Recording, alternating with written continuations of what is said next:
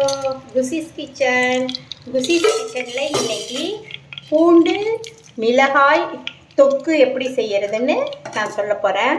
அதுக்கு ஒரு 25 மிளகாய் எடுத்து வச்சுருக்கேன். ஒரு 15 பல் பூண்டு எடுத்து வச்சுருக்கேன். கொஞ்சோண்டு புளி.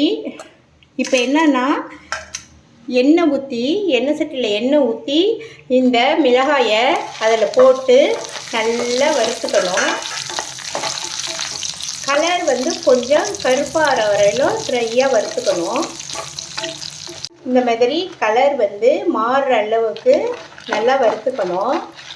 அதோடையே இந்த பூண்டு வறுக்கக்கூடாது. அந்த சூட்டில் சும்மா இப்படி போட்டு நான் கேஸ் ஆஃப் பண்ணிடுறேன்.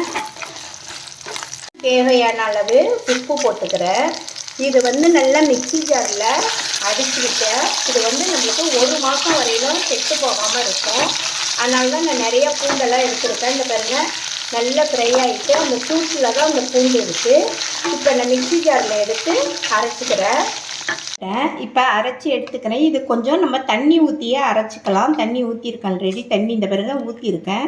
இதுமாரி அரைச்சி வச்சுருக்கேன். நான் இன்னும் கூட தண்ணி கழுவி ஊற்றலாம். அப்போ தான் நல்லாயிருக்கும் தொக்குக்கு. நம்மளுக்கு 1 மாதம் வரையிலும் வீணாக போகாது. இவ்வளோண்டு அளவு தான் புளியை எடுத்துருக்கேன். மீதி எல்லாமே மிளகாய், உப்பு, பூண்டு இது மட்டும்தான். தேவையான அளவு பூண்டு போட்டுக்கோங்க. இப்போ எண்ணெய் சட்டியில் நல்லெண்ணெய் ஊற்றிக்கிறேன். கொஞ்சம் கூட தான் இதுக்கு எண்ணெய் ஊற்றணும். ஏன்னா தொக்கு தானே நம்மளுக்கு ரொம்ப நாளைக்கு இருக்கணும். அதனால் கொஞ்சம் கூட எண்ணெய் ஊற்றிக்கணும். ஆகிட்டுப்பா.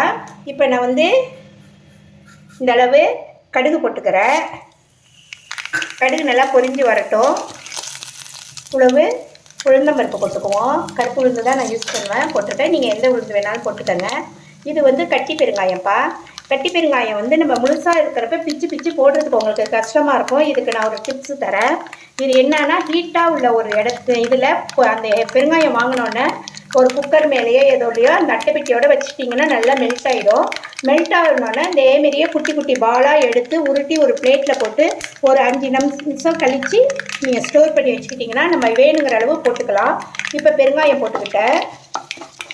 கடுகு, உளுத்தம்பருப்பு, பெருங்காயம் எல்லாம் நல்லா பொரிஞ்சு வந்துட்டு அதுக்கு தேவையான அளவு கருவேப்பிலை. அந்த பாருங்க, இவ்வளவு கருவேப்பிலை வாஷ் பண்ணி வச்சுருக்கேன்.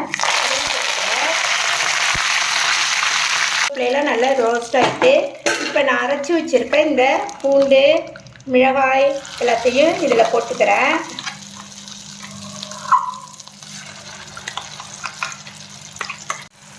இதில் கழுவி இந்த அளவுக்கு தண்ணி ஊற்றிக்கலாம். நம்ம தண்ணி கொஞ்சம் தாராளமாகவே ஊற்றிக்கலாம். எல்லாம் நல்லா பிரிஞ்சு நல்லா அப்படியே ஒரு தொக்கு ஸ்டேஜுக்கு வரும். அப்போ நம்ம எடுத்துக்கலாம். இப்போ பாருங்கப்பா, இந்த பூண்டு மிளகாய் தொக்கு நம்ம ஊற்றுனப்போ எப்படி இருந்தது, இப்போ கலர் எப்படி இருக்குது பாருங்களேன். இந்த மாரி ஸ்டேஜுக்கு நம்ம ஸ்டவ்வை ஆஃப் பண்ணிக்கலாம். இது நம்மளுக்கு 1 மாதம் வரையிலும் கெட்டு போகாது. இட்லி, தோசை, தயிர் சாதம், சாம்பார் சாதம் எல்லாத்தோடையும் வச்சு இது சாப்பிட்லாம். சப்பாத்தி எல்லாத்துக்குமே ஒரு எம்மியான டேஸ்ட் கொடுக்கும். இது ரொம்ப ஈஸி தான். நீங்களும் உங்கள் வீட்டில் செஞ்சு பாருங்கப்பா. பூண்டு மிளகாய் தொக்குப்பா.